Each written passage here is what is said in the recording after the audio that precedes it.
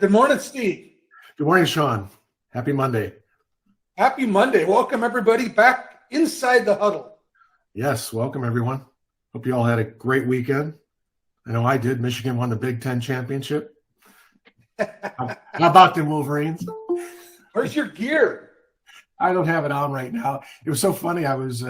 It almost felt anticlimactic after beating Ohio State. As big as that game was on Saturday, getting into the playoff, I wasn't quite as amped up as I was the Saturday before. So, well, congratulations. Thank I know you. a lot of your hard work you put in helped them get there. That's right. I deserve all the credit.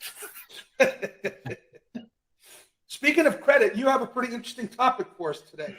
Yeah, well, I had a really productive coaching session on Friday with an agent, and we spent a lot of time on the subject of authenticity and how important it is, and how you show up, and the type of credibility and confidence that comes from that. And this agent was struggling with that a little bit, so we tried to dig down into what causes a lack of confidence, a lack of presence, and I believe it's always been, and will always believe, it's the inner conversation we have with ourselves. And so when we talk about, or when we're training or preparing for anything important, like a big listing appointment, you'll hear a lot of top producers or trainers or coaches talk about, scripts. And of course, you start having a topic about scripts, it's second on the list behind only prospecting, where people start getting uncomfortable if you have them in a room for about an hour, right? Having those two conversations. But I personally believe there's a fine line between scripts and your beliefs. It's a fine line. And I think that when you align your beliefs with the words you use, that gives you a sense of command, a sense of presence, and a sense of confidence. And so that's what I wanted to talk about today is, what are the three things, or what are some of the things you can do, or what must you do, I think, to prepare yourself to have the best possible outcome, and acknowledge the fact that the voice that you have going on in the back of your head at critical moments can determine your outcome. Like, for example, Sean, you and I could have a conversation talking about scripts. We'd say, we're gonna talk about scripts with FSBOs. And there could be someone on this call that says, oh God, FSBOs. I mean, they don't work, or expireds. Oh my God, what's expiring today? There's no expireds out there. That's a script. And it's impacting how you're presenting yourself in the world. So, absolutely. Yeah. So that's what I wanted to kind of take a little dive into. What do you think? I love this. Matter of fact, I'm getting ready to do a presentation on mindset. And one of the things I was talking about is I would love to invent a recorder. That's how old I am, a tape recorder, I call it. But, a recorder that you can hang around your neck that would record your thoughts, your inner conversations. Because we have more conversations in our head in one day than we'll probably have all week or all month out loud. What would it sound like if we turned around and played that recorder? Yeah, it would be ugly. It would probably be ugly for most of us, right? Yeah, well, I think even for myself, listen, we're no one on this call has got it all figured out. What we're trying to do is, position ourselves for the best opportunity as entrepreneurs to be successful. So how I present myself in a business situation is one way. How I present myself if I'm trying to win an argument with my wife or work through that's something different, right? So we teach this stuff, but it's always a work in progress. Well, we talk about it a lot. We say, what's the story you're telling yourself? What's your money story? What's your knowledge story? What's your worthiness story? We all have it. We may not realize that it's going on. Most of it's going on below the surface, right, in the subconscious, the magic part of our brain. But that's running about 98% of what happens. So we need to kind of pay attention to what's going on in there. What is the story that you've been telling yourself? Right. Because you can, the inner conversation that you have, saying to yourself, Sean, scripts don't work for me, is a script. You know? Right. And it's And going to patently manifest. untrue. Right. Well, it is that. it is untrue. Remember, it's like that's what I said earlier, right? I think there's a very fine line. It's almost indistinguishable between scripts and your beliefs. Imagine how powerful you are when you show up and someone says to you, you're on a listing presentation and the seller says, well, how many homes have you sold in this community? And you've sold none, right? So the first thing that could go off in your head is, oh God, here it is. I'm trapped. What do I say? I mean, this all happens in nanoseconds, right? Right. The brain I knew works I would so get trapped. efficiently. Right. I think it's said that we have thoughts at about, we can experience roughly, 60 thoughts a second. So that the brain can fire that quickly, or something ridiculous. I remember hearing about this. And so if someone says to me, how many homes have you sold in the community? And the first thing is I'm caught. I don't know what to say, versus how I arrived at that meeting, which was the best script I think, Sean, I could ever teach anyone, is one that says, before you get there, I'm the best decision this family is going to make. Right. Right. You know, whatever you they know say. That going in. Right. Because if you show up and say, or they ask that question, and you don't know that a mechanism to deal with that is to say, Mr. Seller, help me understand why that's important to you. Right. Giving you a little bit of space to hear what it is that they're actually concerned about as it relates to your experience in that community, which may have nothing to do with how many homes you sold in the community, right?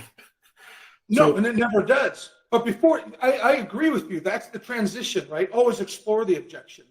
Right. But your initial point, what's the story in my head when I walk in? And if you're a newer agent, that's a tough story. We're generally telling ourselves that we don't have experience. I hope they don't find out that I'm in my first year, or these kinds of questions that don't serve you and aren't actually germane. An exercise I do with agents I'm coaching often is especially if it's someone who says, I don't have that much experience. I say, okay, you and I are going to go to a listing presentation. It's cold. Neither one of us knows them from Adam. I've been doing this 30 years. I've got hundreds of scripts in my head, and I know I'm the best agent for them. You're going to go, and I'm going to go. Who do you think's going to get the list? And they usually say me, and I usually say, you're damn right. But then I ask them, now we're going to go to your cousin, your best friend. And I'm going to walk in with my big old fat head full of knowledge, and you're going to walk in and say, you know me, you know how committed I am to doing the best I can for you. Who's going to get it now? Yeah, they say, well, it better be me. It doesn't matter what you have in the background. What people care about is the level of commitment you bring to them. That's the story we need to go in with. Yeah, what you're saying is like your internal script determines the command and confidence that you, or lack thereof, right, that you're going to show up with. Right? If I go in knowing I'm on high ground because this is family, I mean, you're just showing up. You could still lose, by the way. So just let's be clear about that. I mean, I know plenty of people that I've known in my life that have lost listings to family member away from a family member. But sometimes it's the best thing. Yeah. But the point here is that the internal script determines your confidence, your presence, and or lack thereof. I mean, to me, that is what you're talking about. And that's what I want to talk about too, because I think there are three things you can do to improve that. But before we go on, is there anything that you want to add? Yeah, let me insert one thing. I want to take this to a level that most of the people on this podcast with us, most of them are not nervous going into a listing, but this applies to us in other ways. I close 25 transactions a year. I want to close 40. I can't seem to get there. Or I think I should always have a minimum of $60,000 liquid in my reserves, but I never seem to get past 30. Those are due to stories that we've told ourselves that are getting in the way of the very legitimate, very valid goal you have. It's still a story. Just like the lottery winners that are broke after 5 years. The story in their head does not match what's going on in the world, and so their subconscious will fix the outside world. If you're not supposed to have $1 million in your bank account, it will get rid of the money until you're broke again, because that's the story. Right. Well, this is about how we change levels, right? Whether it's transactions, whether it's money, whether it's relationships. Right. Yeah, because what you say is powerless if it's not backed up with what you say. You can undermine yourself if you're not in full conviction of what it is that you're saying. And Absolutely. I think that you have to practice. There are scripts that lay a foundation. So number one thing you want to do is, what are some good scripts to deal with my biggest fears? So you first identify where you feel that if in a presentation, be it buyer or seller, you get to a segment, whether it's dealing with commissions, dealing with the number of sales you've had, your experience, whatever it is that because we all know that should be right on the surface. Like if you ask someone, if you want a listing presentation, Shannon, and at every presentation, what's the one part of the presentation that gets you uncomfortable? Or if there is a part that has you uncomfortable, what is it? And Shannon might say, well, it's this or it's that. We can ask Shannon. I see him on the call. It looks like he's with his beautiful daughter. But there's all of us have that. There's a pressure point that we feel. So you'll want to practice what scripts, like what is a talking track that I can have that helps me confront that. Number two thing you can do is get feedback on those scripts or the words that you use in your presentation. And who you get feedback from is really important. If you're looking at a master agent, somebody who's producing big amounts of units, or you find a great coach who's willing to be honest with you and not just tell you what you want to hear, but truly be honest with you, and that's really critical, because if you're going to put the effort in to work on your talking track, your dialogue, it's important to get feedback from people that really care about you and can course correct you. And then lastly, of course, you have to use them. When I do Coach's Corner on Fridays, Sean, people say, God, I tape this, or can you say that again? I get that a lot. Can you repeat that? And a lot of times I can't. I can't automatically repeat what I said 5 minutes ago, because it's a stream of consciousness for me. Right. And I'm talking from a place of conviction and passion.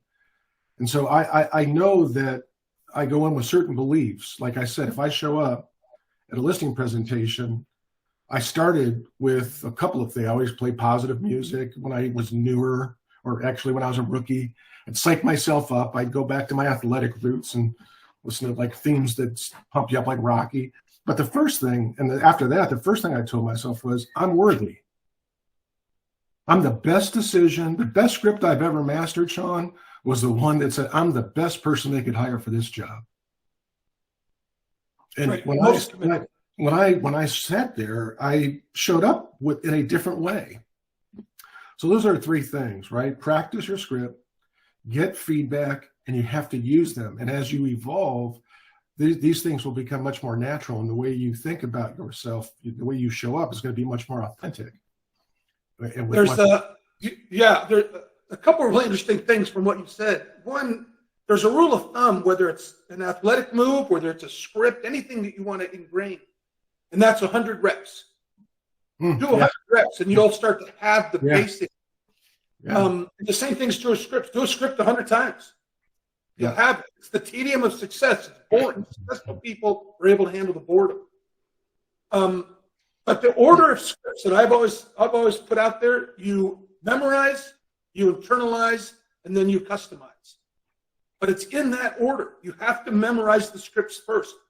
This doesn't sound like me. I never used that. Talking about an honest coach, I look at the person and say, I know, I don't care. Memorize the script. Then it gets internalized. It becomes part of you. And then you can begin to customize, which really all you're doing is you end up putting different scripts together to fit that particular scenario. Earlier this year, Sean, I had a one-on-one with an agent who was looking to break through a different market segment, price point. Person had it worked out between 1.2 and below. In fact, it was interesting in the conversation, because all they were concerned about, in their mind, they have a ceiling. They had a mental block that anything above that. In fact, this is somebody who, I will remain nameless, is still having a phenomenal year, but thought maybe I should join a team so that I can get the support I need to deal with listings that are above 2 million.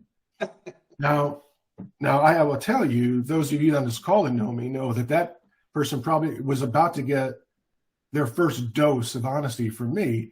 And it was in a caring way, because I said, help me understand what makes you think you're not worthy. And we started there, and I won't bore you with the gory details, but at the end, what I was able to breed some confidence into the individual was, if you show up and you believe that you are worthy, number one, that you're worthy, if someone calls you on a listing appointment for $3 million, they believe you're worthy of a seat at the table. What do you believe? Well, I haven't sold a house over $3 million. Is that the dialogue? This was a dialogue that was going on. Like, I don't know. I haven't sold a house over $3 million. Blah, blah, blah. And I said, if you show up with care and concern and conviction, you're the best person, that you're worthy. How many veteran agents show up to $3 million plus listing appointments, and it's an afterthought? So they're just going through the motions. Or when you show up and you're completely dialed in, authentically, with care and concern, tell me what's important to you, that if you get one thing out of the meeting about the sale of this beautiful home, that if you could get that one thing, you'd be able to determine whether I and my company are a good fit for your business. What would that one thing be? I love it. That's the story, right? How do we change the story? Yeah, you start down what's important to you, because when you get lazy, you move away from those sorts of things, and you start talking about yourself and your results and why you're the obvious choice for the job.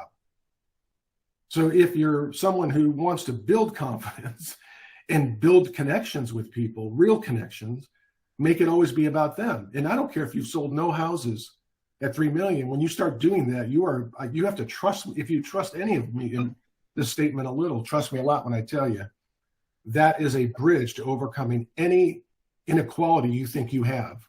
And that is when you connect with another person in a very human way and make it about them.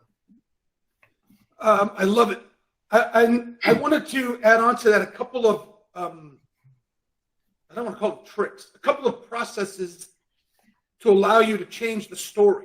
Because that's what we're talking about, right? Yeah. That's what you were helping that agent with. Yes. Change the story. Yeah, right. And it's funny, by the way, when you started, you said, I have 3 things I want to suggest about scripts. And I'm going to give you guys 3 things. There's something called the law of few things, which we really should do a session on, Steve. Almost everything important that you want to do or achieve has 3 steps. That's the law of few things. You just have to determine what they are. Yeah. So here's one way to affect change. Step 1 is clarity. You must know exactly and specifically the change, not, I want to start doing higher priced homes. I want to sell 4 homes over $2 million this year. There you go. That's clarity, right? Then we're going to use the mind. Once we understand our mind, we can start using it. So the mind hates dichotomy. It hates having $1 million in the bank when our mind story, our money story is that we don't have money, we don't deserve money. It does not like 2 things that are not together. So let's use that tool for us instead of against us. Pick a internally held value, something really important to you that you feel, not that you hope you had or you would like to have. And align that goal, the one you got clarity on, with that value. It could be that I always tell the truth. I am just someone who has to tell the truth. Okay, well, I have clarity on what I want to do. I want to do 4 homes over $2 million, and I never, ever lie to myself. I don't lie to anybody. Take and align that goal with some value that you will not break, and then your mind will start working in favor of you. It's going to make sure it happens because it hates dichotomy.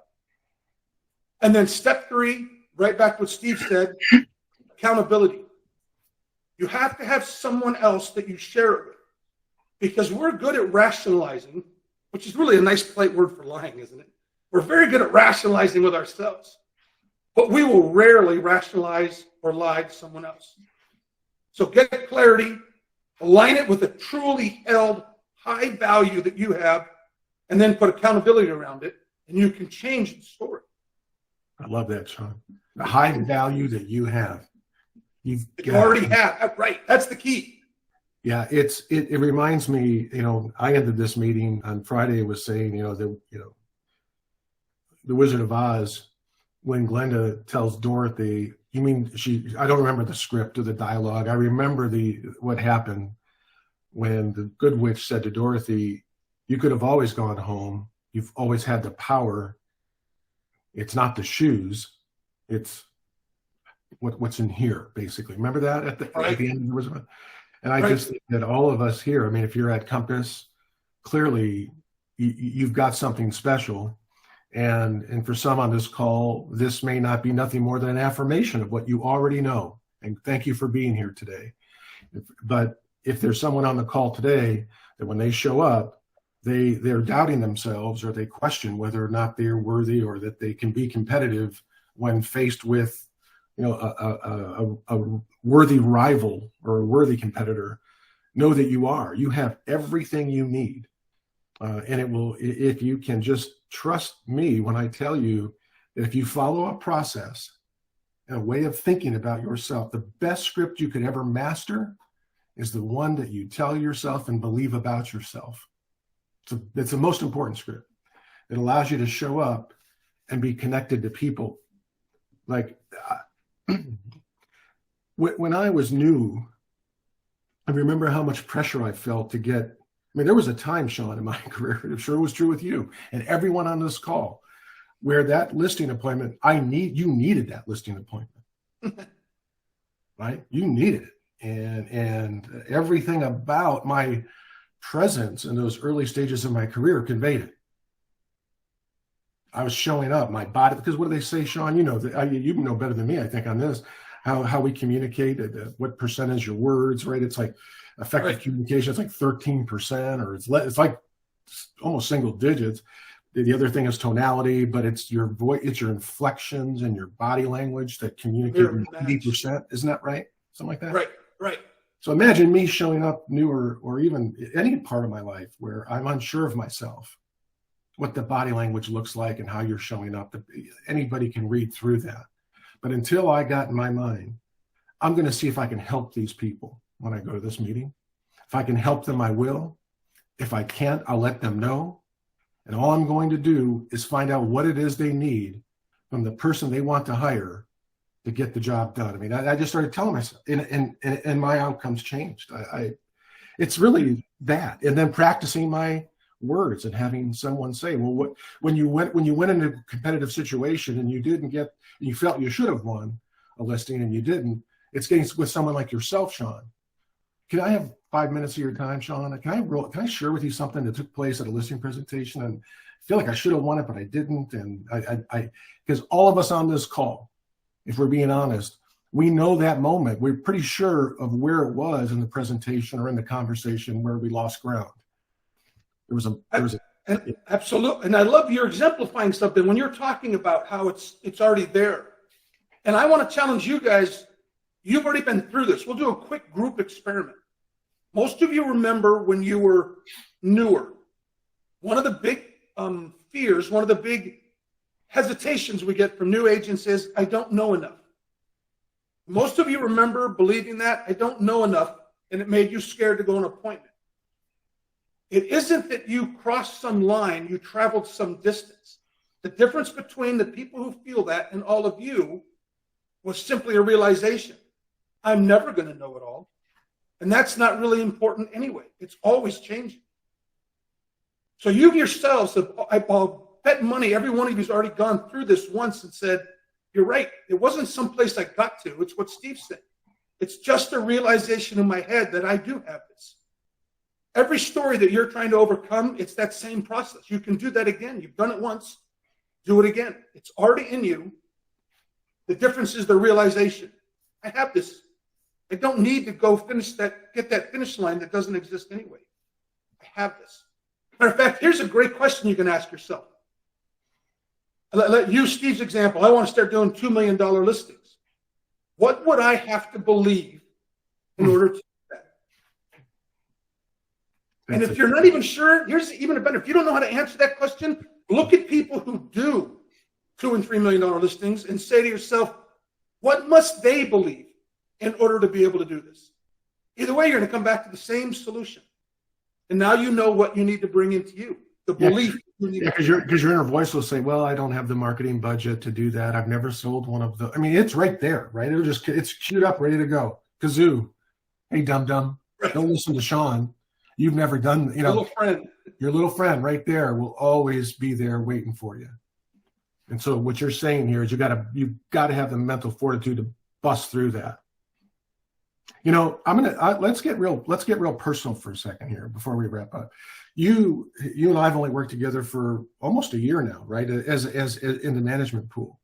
And I want to share with the team here,